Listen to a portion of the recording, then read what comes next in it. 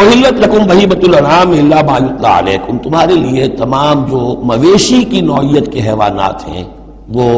حلال کر دیے گئے، ان کا گوشت کھانا، سوائے اس کے جو تمہیں پڑھ کر سنائے جاتے ہیں، یعنی ان میں خنزیر ہے وہ حرام ہے، اور مردار اگر ہے تو حرام ہے، وغیرہ وغیرہ، وہ بعد میں آ جائے گا۔ لیکن باقی جو مویشی وحوش نہیں، شیر چیتا جو وحشی ہیں یہ نہیں، جو مویشی قسم کے ہیں، ہرن ہے، نیل گائے ہے، اور اس طرح کی چیزیں جو بھی ہیں کہ جو عام طور پر وہ گوشت خور نہیں ہے بلکہ یہ کہ سبزے کے اوپر ان کا گزارا ہوتا ہے، یہ ساری چیزیں جو ہیں یہ تمہارے لیے حلال کی گئی ہیں۔ غیر محل الصید وانتم حرم، ایک تم پر پابندی ہے کہ اگر حج کے لیے احرام باندھا ہوا ہو یا عمرے کے لیے تو تم اس میں اس حالت میں شکار نہیں کر سکتے۔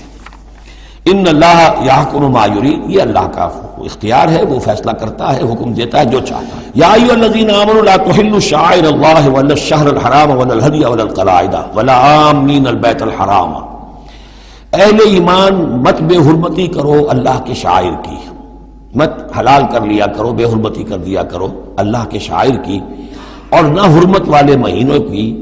اور نہ ہدی کے جانوروں کی، جو جانور لے کے جائے جاتے تھے کعبے کی طرف حج کے لیے یا عمرے کے لیے ساتھ لے کر جاتے تھے، ولا القلائد، اور ان کے گلوں کے اندر پٹے ڈال دیے جاتے تھے علامت کے طور پر کہ اب یہ کعبے کی طرف جا رہے ہیں، ولا عامین البیت الحرام،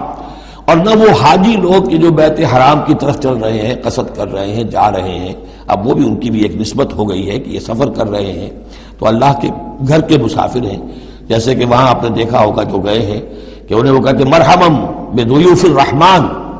کہ مرحبا ان لوگوں کو کہ جو رحمان کے مہمان ہیں، یعنی حاجی جو یہاں آئے ہیں وہ اصل میں اللہ کے مہمان ہیں، اللہ میزبان ہے۔ تو اب ان کے لیے یہ ہے کہ ان کی بے حرمتی نہ ہو، حتیٰ کہ عزت نہ ہو۔ یبتغون فضلا من ربہم ورضوانا، یہ سب جو ہیں اللہ تعالیٰ کے فضل کی اور اب اس کے اپنے رب کے رضوان کی تلاش میں ہیں، اس کی کوشش میں جا رہے ہیں۔